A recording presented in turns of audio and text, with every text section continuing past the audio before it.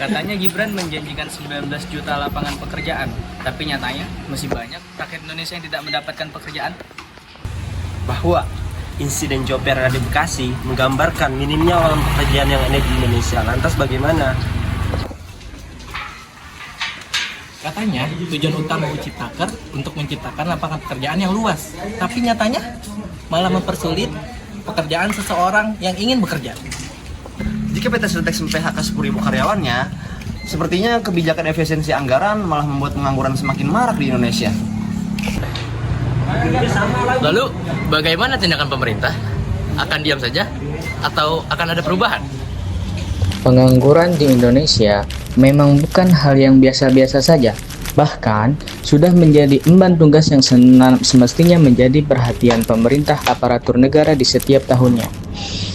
Penciptaan Undang-Undang Cipta Kerja yang bertujuan untuk menciptakan lapangan kerja yang lebih luas, meningkatkan investasi, dan memperbaiki iklim usaha di Indonesia, justru pada faktanya malah menuai beberapa kontra dan acuan dari masyarakat karena dinilai justru merugikan, bahkan menambah masalah bagi seseorang di bidang ketenaga kerjaannya dan mempersulit seseorang untuk mendapatkan pekerjaan.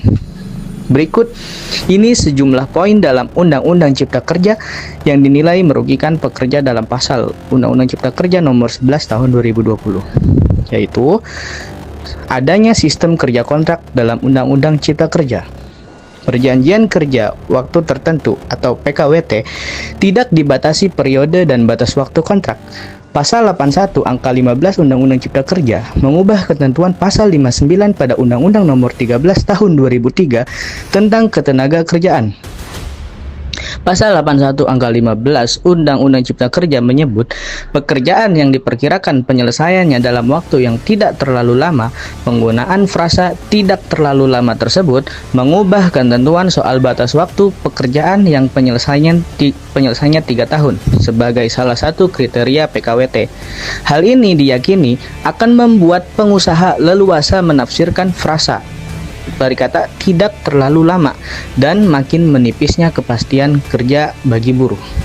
Lalu, ada juga rentan mengalami PHK buruh. Rentan mengalami pemutusan hubungan kerja atau PHK, salah satunya ketika mengalami kecelakaan kerja. Di pasal 81 ayat angka 42 Undang-Undang Cipta Kerja menyisipkan pasal 15 4A mengenai alasan pemutusan hubungan kerja. Salah satu alasannya yakni pekerja atau buruh mengalami sakit berkepanjangan atau cacat akibat kecelakaan kerja dan tidak dapat melakukan pekerjaannya setelah melampaui batas 12 bulan. Sementara pada pasal 172 Undang-Undang Ketenagakerjaan menyatakan buruh berhak atas 2 kali pesangon jika mengalami PHK karena sakit berkepanjangan melebihi 12 bulan. Namun, ketentuan ini dihapus melalui Undang-Undang Cipta Kerja dan juga Undang-Undang Cipta Kerja ini bertentangan dengan pasal 28D ayat 2 Undang-Undang 1945 yang berbunyi setiap orang berhak untuk bekerja serta mendapat imbalan dan perlakuan yang adil dan layak dalam hubungan kerja. Pasal ini menjamin hak setiap individu untuk bekerja dan mendapatkan upah atau imbalan yang adil dan layak dalam hubungan kerja.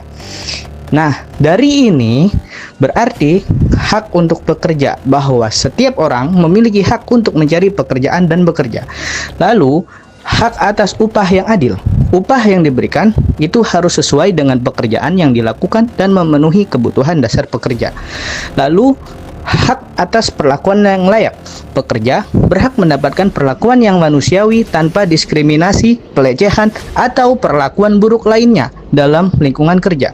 Dengan kata lain, pasal ini menekankan pentingnya kondisi kerja yang baik dan adil bagi setiap pekerja di Indonesia. Tercatat bahwa pengangguran di Indonesia berdasarkan data terbaru dari Badan Pusat Statistik per Februari 2025 itu mencapai 7,28 jiwa. Ini bukan suatu hal yang sedikit. Pengangguran dan minimnya lapangan pekerjaan yang dibatasi oleh syarat-syarat tertentu ini pun secara sosiologis sangat berdampak terhadap kehidupan masyarakat sosial. Pengangguran di Indonesia tercatat dari setiap tahun belakangan ini berdasarkan informasi dari Badan Pusat Statistik BPS itu pada setiap tahunnya terjadi arus naik dan turun positif atau negatif.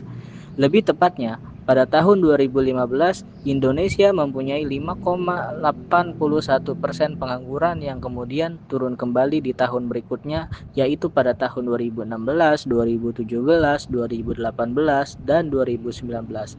Puncaknya adalah pada tahun 2021, yaitu jumlah pengangguran terbanyak mencapai sampai pada angka 6,26% jiwa.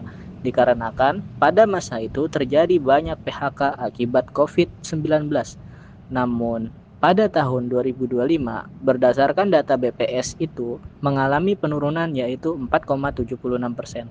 Maka dari itu, per Februari 2025 tercatat 7,28 juta angkatan kerja di Indonesia menganggur atau 4,76% dari jumlah angkatan kerja yang sebanyak 153,05 juta. Namun, pada fakta kenyataannya, walaupun survei data statistik menunjukkan di tahun 2005 pada angka yang rendah dibandingkan tahun-tahun sebelumnya, ternyata masih banyak masyarakat Indonesia yang sulit mendapatkan pekerjaan yang tidak terdata oleh lembaga pemerintahan. Ya pandangan saya sih orang pengangguran tuh harus tuntas, dicarikan kerjaan gitu loh. Jangan ngomongnya doang. Seperti apa pengemis apa biar karukin tapi dicarikan kerjaan gitu loh. Jangan dibuang doang. Jangan dibuang, ya? Iya harus semali orangnya nggak mau kerja, ya itu mau diapain? Kalau misalnya mau kerja ya dicariin kerjaan, gitu. Jangan kayak negara orang lain kan nggak begini, ya kan bagus-bagus.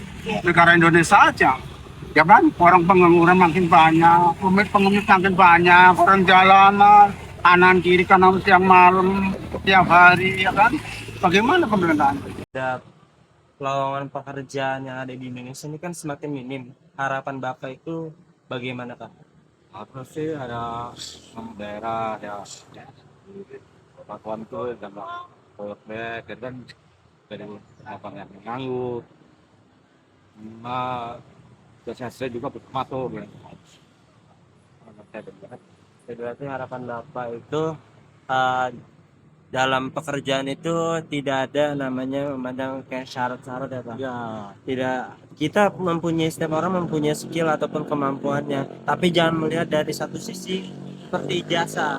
Ijazah itu tidak menjamin, kalau ijazah kena air pasti akan robek. Itu aja. satu yang paling simpel karena kok yang ini tapi kita bisa bicara apa kalori gua mengenali terhadap ini akses terhadap akses sudah mendapatkan informasi maupun ini akan bisa dan ini kalau kita cuma di BPS ya kalau di BPS dan di yang global yang kita IT kami lintas di penelitian kuliah survei yang maksudnya orang yang kedua apakah materi bisa menurut ya jadi hal positif dan dia pengangguran tidak kesempatan yang adalah ini berbagai faktor pertama juga terkait kebutuhan mainstream selama ini kita sudah lihat belum anak-anak kita termasuk dunia pendidikan yang maaf ya sebagai pencari kerja apakah sudah lihat dan kebutuhan Ya, ada beberapa peluang atau konsekuensi hukum baik itu oleh pemerintah sendiri ataupun oleh pihak swasta. Mereka itu tidak mau mengambil risiko, baik risiko dalam setiap tahun atau akhir tahun itu setiap karyawan itu adalah harus memberikan pesangon. Nah, dengan pesangon ini setiap satu orang itu kan 1 bulan gaji itu harus dikeluarkan oleh perusahaan itu sekian miliar. Biasanya perusahaan-perusahaan tersebut dia akan mengeluarkan pada 3 bulan sebelum berakhirnya tahun, maka dia mengeluarkan, maka masuk tahun baru maka dia merekrut karyawan lagi. Tujuannya apa? Seperti tadi, untuk menghindari terjadinya pembengkakan keuangan suatu perusahaan tersebut. Nah, ini berdampak kepada keinginan dari korporat untuk menghasilkan cuan atau untuk menghasilkan uang supaya karyawan tersebut tetap bekerja dan tetap mendapatkan uang gitu. Karena pemerintah sekarang banyak melakukan efisiensi dengan mem-PHK-kan para buruh-buruh dan para pekerja-pekerja, itu sangat mempunyai dampak yang besar bagi masyarakat. Yakni masyarakat sangat sulit mendapatkan pekerjaan yang dibatasi oleh syarat-syarat yang semestinya syarat-syarat tersebut harus diperhatikan oleh pemerintah untuk masyarakat yang membutuhkan pekerjaan, sebagaimana agar masyarakat dapat merasakan keadilan yang rata dan mempunyai hak yang sama untuk bekerja. Nah, banyak masyarakat yang kecewa terhadap kebijakan pemerintah, terutama seseorang yang menjanjikan 19 juta lapangan pekerjaan, namun pada fakta kenyataannya banyak masyarakat yang tidak mendapatkan pekerjaan, sehingga dari tidak mendapatkannya pekerjaan tersebut, masyarakat melakukan tindakan-tindakan yang separatis atau bahkan tindakan-tindakan kriminal untuk memenuhi kebutuhan hidupnya. Kehidupan masyarakat yang seharusnya dijaga oleh negara agar masyarakat hidup dengan damai dan nyaman untuk menghidupkan keluarganya, namun banyak masyarakat yang sulit menghidupkan keluarganya karena tidak ada pekerjaan. Dalam jangka panjang, solusi untuk mengatasi masalah pengangguran di Indonesia adalah dengan meningkatkan kualitas pendidikan dan pelatihan tenaga kerja serta menciptakan kebijakan yang mendukung penciptaan lapangan kerja yang berkualitas dan berkelanjutan. Dengan demikian, Indonesia dapat meningkatkan kesejahteraan masyarakat dan mencapai pertumbuhan ekonomi yang berkelanjutan. Pemerintah perlu meningkatkan investasi pada pendidikan dan pelatihan tenaga kerja untuk meningkatkan keterampilan dan kemampuan tenaga kerja. Pemerintah perlu menciptakan kebijakan yang mendukung penciptaan lapangan kerja seperti insentif pajak dan kemudahan perizinan. Masyarakat perlu meningkatkan keterampilan dan kemampuan diri melalui pendidikan dan pelatihan. Sektor swasta perlu berperan aktif dalam menciptakan kesempatan kerja dan meningkatkan kualitas tenaga kerja.